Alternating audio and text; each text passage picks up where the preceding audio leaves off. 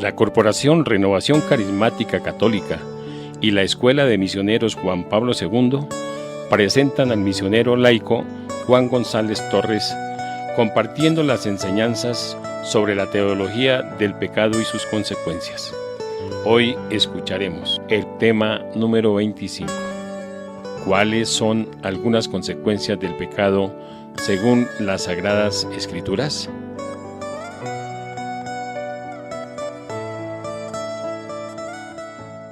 Buenos días, queridas hermanas, queridos hermanos todos. Estamos compartiendo durante estos días un tema muy importante que se llama Teología del Pecado y sus consecuencias. Y más exactamente, hoy vamos a profundizar sobre las consecuencias que trae el pecado.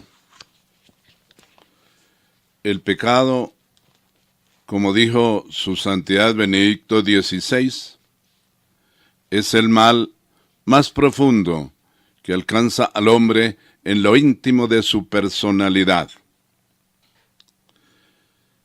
El Papa Su Santidad Pío XII dijo: el pecado del siglo es la pérdida del sentido del pecado.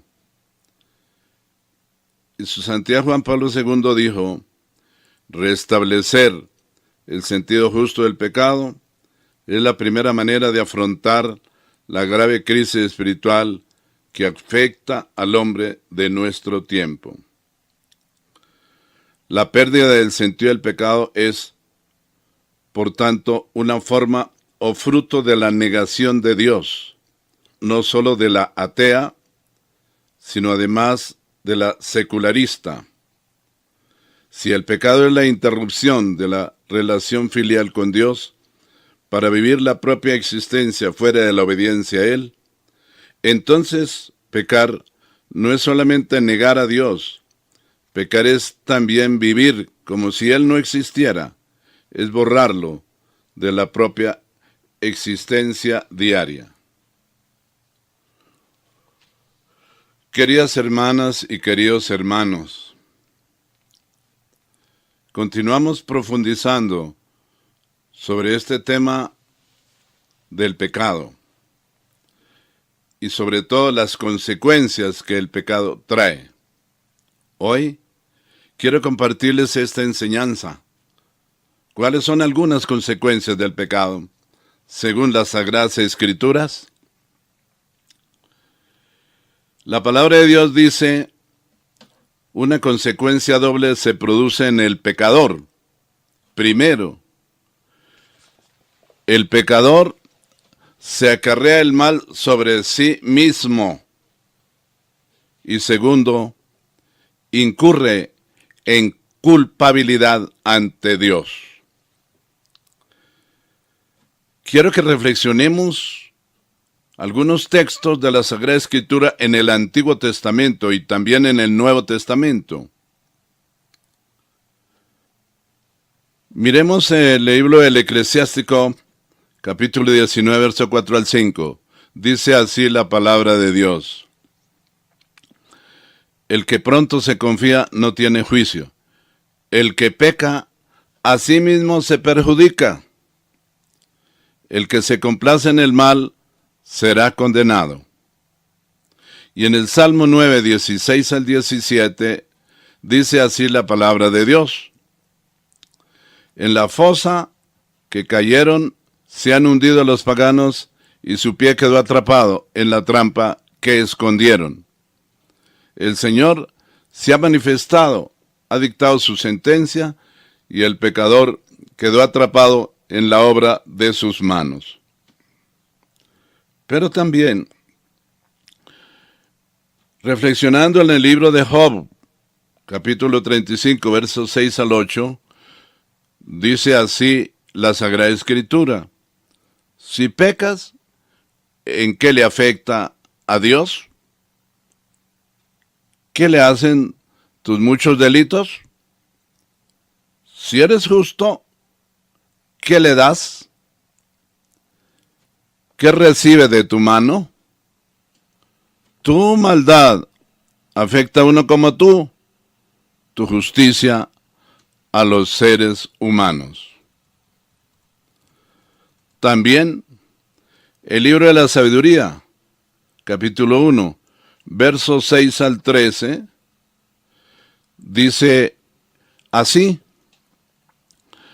la sabiduría es un espíritu que ama a los hombres, pero no dejará sin castigo al que blasfema, porque Dios conoce sus pensamientos íntimos, ve claro en su corazón y escucha sus palabras. Porque el Espíritu del Señor repleta el universo y mantiene su unidad. Conoce, pues, todo lo que se dice. Por eso cualquiera que tome una decisión injusta no puede escapársele. No quedará sin sanción. Este lo reducirá al silencio. Y sigue diciendo la palabra de Dios en el libro de la sabiduría: los proyectos del impío serán investigados, sus palabras serán transmitidas al Señor y sus crímenes serán castigados. Sepan que hay un oído atento que lo escucha todo, y nada de lo que se murmura se le escapa. Déjense pues de quejas injustificadas, eviten los propósitos condenables, pues ni siquiera la palabra dicha en secreto queda sin consecuencias, y la boca mentirosa mata al alma. Nada de vida desordenada, eso sería buscar la muerte. No hagas cosas que le acarrearían la desgracia, porque Dios no hizo la muerte y no le gusta que se pierdan los vivos. Ya nuestro Señor Jesucristo en el Nuevo Testamento, en el Evangelio de San Mateo capítulo 7, verso 2 dice: pues Dios los juzgará a ustedes de la misma manera que ustedes juzgan a otros, y con la misma medida con que ustedes den a otros, Dios les dará a ustedes. Queridos hermanos, estamos hablando de las consecuencias que trae el pecado, personal, familiar, social. Quiero compartirles la palabra de Dios en el libro de los Hechos, capítulo 9, verso 1 al 5. Hablarles de Saulo. Saulo, antes de su conversión, cuando Saulo se convirtió, fue un santo, fue San Pablo. Pero antes de su conversión a Jesucristo, a su evangelio, dice la palabra de Dios, Saulo no desistía de su rabia, proyectando violencias y muerte contra los discípulos del Señor. Se presentó al sumo sacerdote y le pidió poderes escritos para las sinagogas de Damasco, pues quería detener a cuantos seguidores del camino encontrara, hombres y mujeres, y llevarlos presos a Jerusalén. Mientras iba de camino ya cerca de Damasco, lo envolvió de repente una luz que venía del cielo, cayó al suelo, y oyó una voz que le decía: Saulo, Saulo, ¿por qué me persigues? Preguntó él: ¿quién eres tú, Señor? Y él le respondió: yo soy Jesús, a quien tú persigues. Todos sabemos que Dios llama a la conversión a Saulo y que Saulo obedeció el llamado de Dios, reconoció su pecado, porque perseguir a los cristianos es perseguir a Jesucristo. Es que Saulo era un hombre religioso, pero no era cristiano. Es que Saulo era conocedor de las Escrituras, pero no conocía a Jesucristo, el Hijo eterno de Dios, verdadero hombre, el Salvador de todo el género humano. Cuando Saulo oyó la voz del Señor, Saulo recibió la gracia de su conversión, se arrepintió, le pidió perdón a Dios. Es cierto que recibió una prueba, porque Saulo, camino de Damasco, para perseguir a los cristianos, quedó ciego. No solamente era ciego en su espíritu, había una ceguera espiritual, sino quedó ciego físicamente.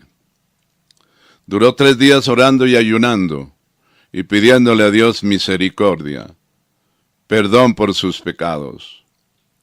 Y luego Dios mandó a Ananías, un discípulo suyo, para que orara por Saulo, porque Dios le iba a enviar el Espíritu Santo. Y cuando Ananías impuso las manos sobre Saulo, le dijo: Saulo, el Señor Jesús, el que se te apareció por el camino, me ha enviado para que ores por ti y para que recibas la salud, la vista. Oró sobre él, recibió una unción especial del Espíritu Santo. El Señor le ungió uno de los mejores apóstoles, un profeta suyo, un siervo de Dios, y a partir de ese momento fue uno de los mejores apóstoles que ha tenido nuestro Señor Jesucristo. Por eso estamos convocados por Dios a la conversión, a reconocer que nos hemos equivocado en la vida, a pedirle perdón a Jesús por nuestros pecados y a pedirle su misericordia. Porque de lo contrario, dice la carta a los Gálatas capítulo 6, versos 7 al 10, no os engañéis, pues de Dios nadie se burla. Cada cual cosechará lo que siembre. El que siembra para la carne, de la carne cosechará corrupción. El que siembra para el Espíritu, del Espíritu cosechará vida eterna. No nos cansemos de obrar el bien, que a su debido tiempo podremos cosechar si no desfallecemos. Por tanto, mientras tengamos oportunidad, hagamos el bien a todos, pero especialmente a nuestros hermanos en la fe. Queridos hermanos, estamos hablando del pecado y sobre todo de las consecuencias que el pecado trae. Porque el pecador se destruye a sí mismo. Así dice la encíclica Reconciliación y Penitencia del Papa Juan Pablo II. El hombre siente que esa desobediencia a Dios rompe la unión con su principio vital. Es un pecado mortal, o sea, un acto que ofende gravemente a Dios y termina por volverse contra el mismo hombre con una oscura y poderosa fuerza de destrucción. Por eso el libro de los Proverbios, capítulo 8, verso 36 nos dice: mas quien me ofende, se daña a sí mismo. Los que me odian, aman la muerte. Invitación de la sabiduría. O el libro de Jeremías, capítulo 2, verso 19. Es decir, es que Dios nos habla a través de los profetas. Tus mismas faltas te castigan y tus infidelidades te condenan. Reconoce y comprueba cuán malo y amargo resulta abandonar a Yahvé, tu Dios, y dejar de temerme a mí. Palabra de Yahvé, Sebaot. O como dice el libro del Eclesiástico, capítulo 27, verso 27. Quien hace el mal, lo verá caer sobre sí, aunque no sepa de dónde le viene. Y el libro del Eclesiástico, capítulo 27, verso 1 dice: muchos han pecado por amor al dinero. El que trata de enriquecerse se hace el desentendido. Pero también San Pablo a Timoteo, en el capítulo 6, verso 10 dice: el amor al dinero es la raíz de todos los males. El Señor no nos dice que tener dinero es pecado, no, o es un mal, no. Tener dinero es una gracia y un don de Dios. Lo que el Señor quiere que nosotros, como hijos suyos, lo administremos bien y lo compartamos con los pobres y con los necesitados. El Salmo capítulo 7, verso 12 al 17 dice: Dios es juez justo, tardo a la cólera, pero un Dios que castiga cada día. Si no se convierte el hombre, afila su espada, tensa y asesta su arco, le prepara armas letales, tizones serán sus flechas. Vedle en su pequeñez de iniquidad, malicia concibió, fracaso pare, cavó una fosa, cavó bien hondo, mas cayó en el hoyo que él abrió. Se vuelva contra él su maldad, su violencia recaiga contra su cabeza. También en el libro de Tobías, capítulo 12, verso 10, dice la Sagrada Escritura: los que cometen pecado y la maldad atentan contra su vida. La dificultad que es el pecado actúa en todos los niveles del hombre: la razón, la voluntad, la acción, la emoción y el cuerpo. Así lo dice San Pablo a Romanos, capítulo 13, verso 9. Mis queridos hermanos, Dios es justo juez y trata al hombre según su conducta. Dice el libro de Job, capítulo 34, verso 10 al 13. Pero ustedes, gente sensata, escúchenme. Ni pensar que Dios, el Todopoderoso, haga el mal o cometa injusticias. No. Él paga a cada uno según sus obras. Hace que cada cual reciba lo que merece. En verdad, Dios es todopoderoso. No hace nada malo ni injusto. De nadie recibió el poder para gobernar el mundo entero. Queridos hermanos, el Salmo 89, 15, en la Biblia de Jerusalén dice: justicia y derecho, la base de tu trono, amor y verdad marcharán ante ti. En el libro de la Sabiduría, capítulo 12, verso 15 al 18, nos dice la palabra de Dios: puesto que tú eres perfectamente justo, lo haces todo con justicia, harías un mal uso de tu poder si condenaras al que no merece ser castigado. Tu fuerza es el fundamento de tu justicia. Como eres el dueño de todas las cosas, puedes también perdonarlas. Muestras tu fuerza a los que ponen en duda tu poder absoluto. Castigas la audacia de los que lo desafían. Pero aunque seas un Señor poderoso, juzgas con moderación y nos gobiernas con mucha paciencia, porque eres libre de intervenir cuando quieras. Pero también San Pablo habla a los Romanos, capítulo 3, versos 5 al 6. Habla de lo que es el pecado y las consecuencias del pecado, y dice: pero si nuestra maldad sirve para poner de relieve que Dios es justo, ¿qué diremos? ¿Que Dios es injusto cuando nos castiga? ¿Hablo según los criterios humanos? Claro que no, porque si Dios fuera injusto, ¿cómo podría juzgar al mundo? Queridos hermanos, los profetas siempre hablaron de un Dios justo, compasivo, bondadoso y misericordioso. Pero también hablaron de un Dios que corrige al hombre cuando éste hace la maldad. En el libro de Ezequiel 18, 30 al 32, dice así la palabra de Dios: juzgaré a cada uno de ustedes de acuerdo a su comportamiento. Gente de Israel, dice Yahvé, corríjanse y renuncien a todas sus infidelidades, a no ser que quieran pagar el precio de sus injusticias.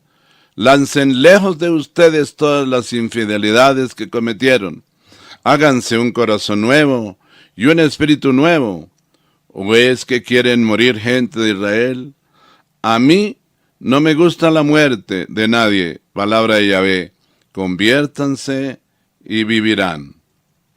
Queridos hermanos y hermanas en la fe, hemos escuchado lo que dice la Sagrada Escritura acerca del pecado y las consecuencias que trae el pecado.